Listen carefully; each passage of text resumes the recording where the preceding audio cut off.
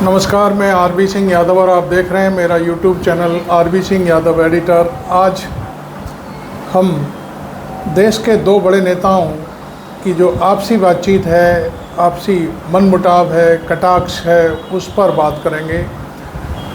राष्ट्रीय स्तर के नेता कांग्रेस के अध्यक्ष मल्लिकार्जुन खड़गे और खड़गे साहब के सामने उत्तर प्रदेश के मुख्यमंत्री योगी आदित्यनाथ के बीच जो भाषणबाजी और एक दूसरे पर जो कटाक्ष है, उसको वो बहुत ही मज़े से एक दूसरे के ऊपर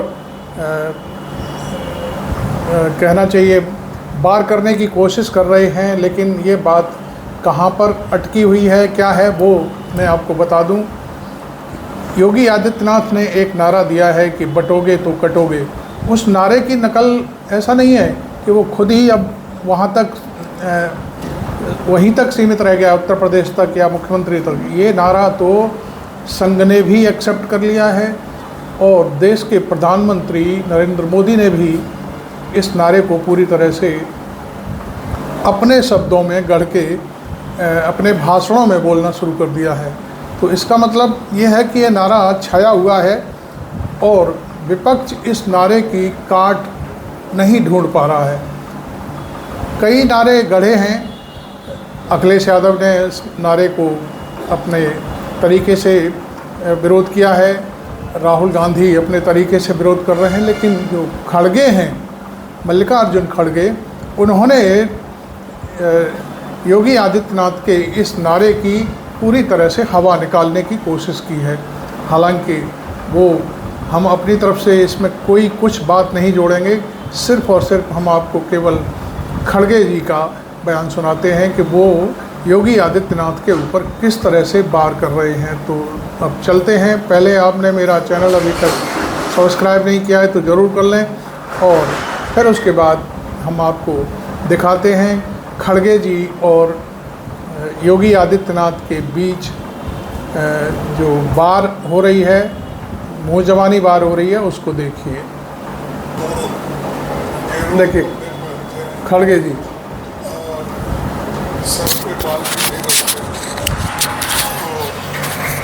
ऐसे एक नेता है जो बीजेपी ने पैदा की।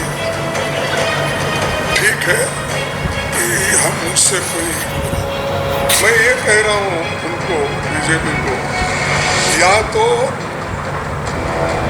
सफेद कपड़े डालो या तो सन्यासी कपड़े डालते हो, गेरुआ डालते हो, पॉलिटिक्स से बाहर हो जाओ।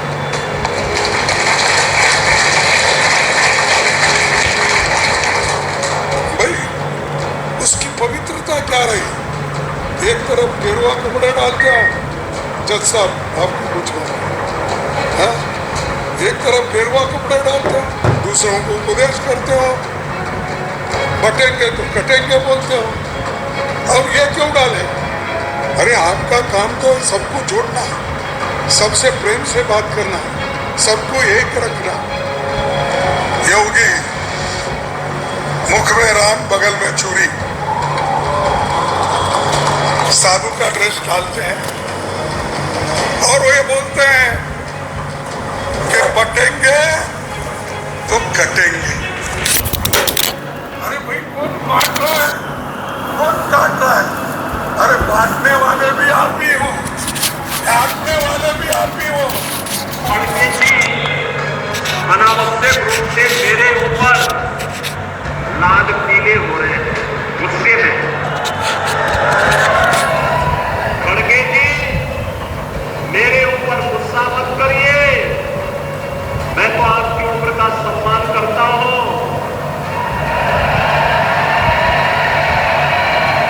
आपको गुस्सा करना है तो निजाम पर करिए, हैदराबाद के निजाम को। जिस हैदराबाद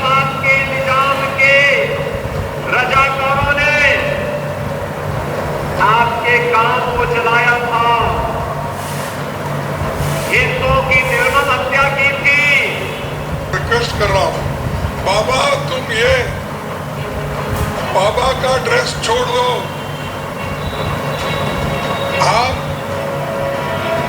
ये गेरुआ पहनने का छोड़ दो कलर, आप सफेद कपड़े पहनो, जनता की सेवा करने के लिए बाहर आओ। आपने देखा खड़गे जी ने वो बातें कह दी जो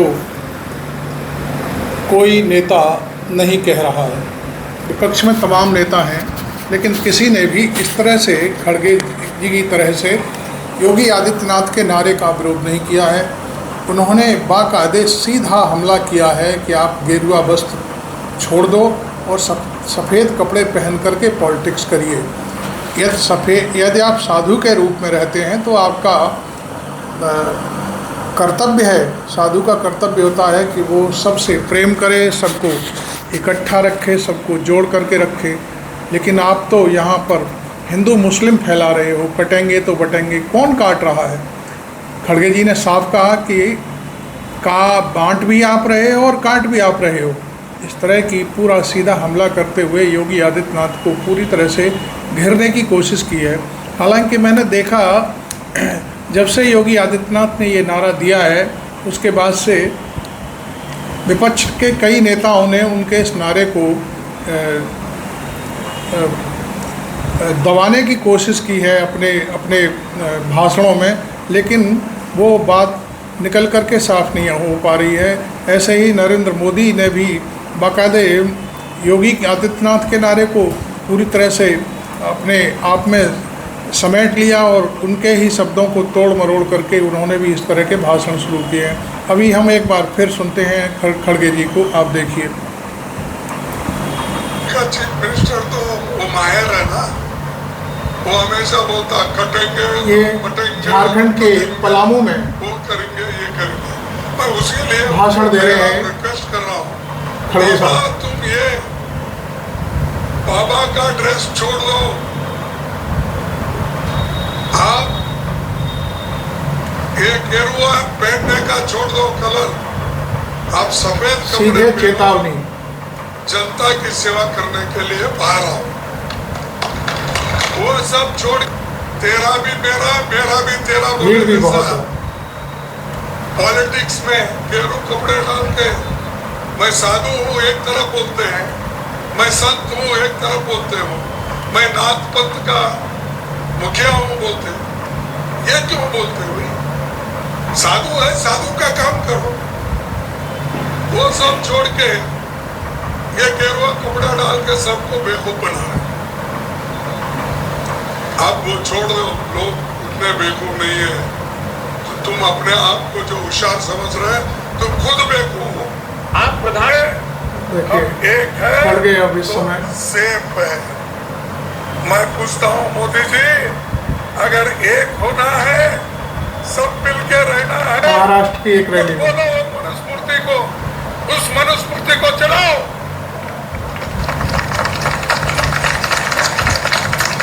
और एक होने की बात करो तुम।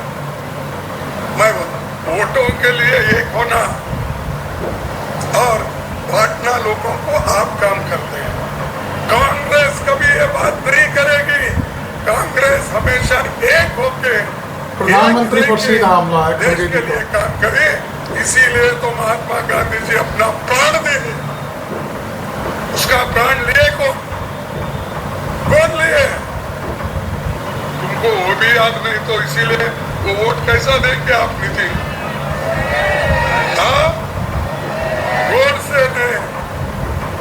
गोडसे ने मारा। खड़गे आपने ये देखा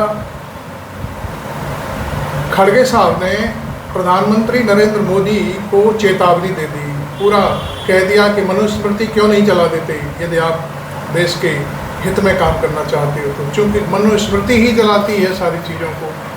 लेकिन मनुस्मृति जलाने का ये कारण आज से नहीं है, कोई खड़गे साहब ने अपने आप ये भाषण नहीं बनाया है या कोई मतलब एग्जाम्पल नहीं दिया है। ये तो डॉक्टर भीमराव अंबेडकर भी कई बार मनुस्मृति जला चुके थे। इस तरह के रिकॉर्डेड हैं सब चीज़ें। और उन्होंने कहा था कि बांटने का काम मनुस्मृति वास्तव में मनुस्मृति करती है और कोई नहीं करता, क्योंकि ये पिछड़ापन लाती है, लोगों को बरगलाती है। और लोगों को धर्म के कुएं में धकेलती है, जिससे वो कोई और आगे की बात ना सोच सकें। तो अभी हम एक बार फिर आगे चलते हैं। देखिए, खुद किया कैसा, इन लोगों को हजारों सालों से पहले हमको बांटे, हजारों सालों से सप्रेस करे, हमको काटते ही आ रहे हैं। बांटे कैसा, इस देश में मनुस्मृति बनाई, मनुस्मृति में पहले ही बांट दिए। एक है ब्राह्मण, जो हमारे ओम प्रकाश साहब बैठे हैं, लेकिन उनके लिए नहीं बोल रहा हूँ, ब्राह्मण। दूसरे योगी वाले एक बैठे ब्राह्मण, दूसरे बैठे क्षत्रिय, तीसरे बैठे वैश्य, चौथे बैठे शूद्र, और एक क्लास निकला उसमें अति शूद्र। अरे पहले 5 लोगों को तो आपने ही बांटा, तो एक ही कहाँ रह गया, कहाँ है यूनिटी? और मोदी जी बोलते हैं हम एक है तो सेफ है। मैं पूछता हूँ मोदी जी, अगर एक होना है, सब मिलकर रहना है, तो बोलो मनुस्मृति को, उस मनुस्मृति को चलाओ। देखिए अनावश्यक रूप से मेरे ऊपर एक बार फिर सुना रहे हैं हम आपको योगी आदित्यनाथ को पर्सनल जीवन पर अटैक। खड़गे जी, मेरे ऊपर गुस्सा मत करिए, मैं तो आपकी उम्र का सम्मान करता हूं।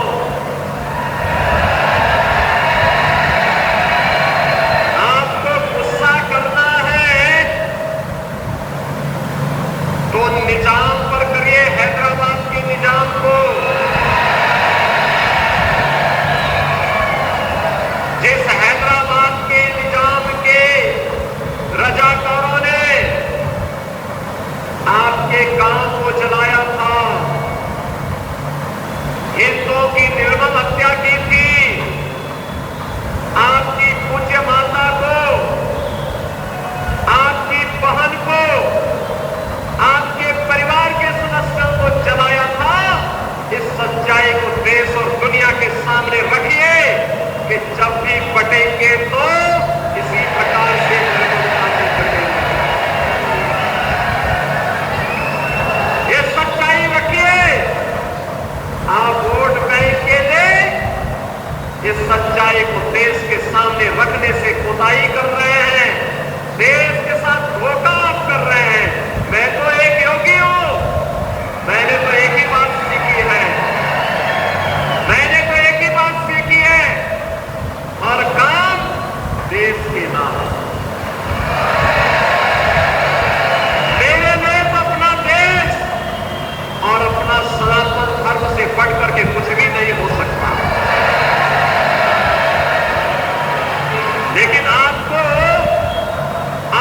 कम से कम सच्चाई वो रखनी चाहिए जो देश की आजादी के तत्काल बाद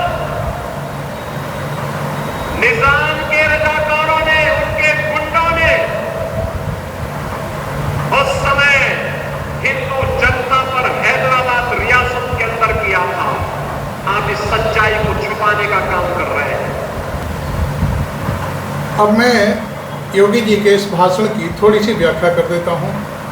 योगी जी ने पर्सनल अटैक किया खड़गे जी पर। ये बात सही है कि हैदराबाद के जो निजाम थे, उनके जो रजाकार थे, रजाकार का मतलब जो उस समय रियासत का विलय होना था, उस समय जो विरोध करने वाले थे, उनका समर्थन करने वाले थे, उन पर वो रजाकार, उनकी सेना जो थी हैदराबाद निजाम की, वो हमला करती थी। उसमें निश्चित तौर पर खड़गे जी का पूरा परिवार नष्ट कर दिया गया था। हालांकि खड़गे जी किसी तरह से बच गए थे। लेकिन मैं अब आपको बता दूं कि खड़गे जी ने अपनी जो पर्सनल ये कहानी है, जो पर्सनल जो उनका एक कैरियर है, उस कैरियर में अपने परिवार की कभी कोई भूमिका को सामने नहीं रखा और ना ही कोई ऐसी चीज़ बताई कि उनके साथ क्या हुआ था। ये तो कहानी में, सच्चाई में कोई गुरेज नहीं है। ये बात सही है कि खरगे जी का परिवार बाकायदे उस दौरान में मारा गया था जब निज़ाम हैदराबाद के जो सैनिक थे उन्होंने उनका गांव जला दिया था, उनका घर भी जला दिया था। खैर, अब मैं आपको बता दूं कि खरगे जी 9 बार सांसद रहे, विधायक रहे, केंद्रीय मंत्री रहे और कहां से कहां तक जब वो अकेले पड़ गए उसके बाद आज वो भारतीय राष्ट्रीय कांग्रेस के सबसे बड़े नेता हैं, चीफ हैं, वो अध्यक्ष हैं।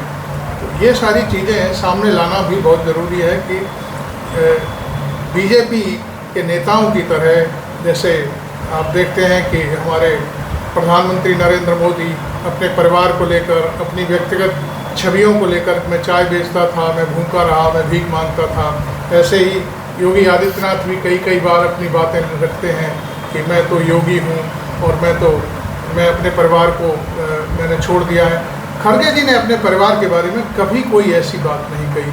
तो ये चीज़ें जनता के सामने पहुंचाना बहुत अति आवश्यक है। मुद्दा वो आदमी बना रहा है जिसे उसके परिवार से कोई लेना देना नहीं है, जिसका परिवार जला वो मुद्दा नहीं बना रहा है इसमें। देखिए, और ये जो बात मैंने बताई थी, उनके प्रियांश खरगे उनके बेटे हैं, उन्होंने अपनी नोट में लिखा है बाकायदा कि हाँ ये बात सच है, लेकिन हमने कभी इस तरह की चीज़ों को अपने परिवार को आगे ला करके राजनीति नहीं की।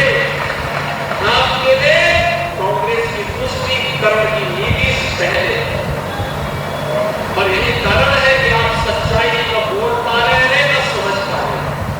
आजादी के तत्काल बाद घटना घटी हुई थी और सचमुच घटना घटी हुई थी, और यह भी सच है कि खड़गे जी का गांव बारामती यहां हैदराबाद के निजाम के अधीन आने वाला एक गांव था।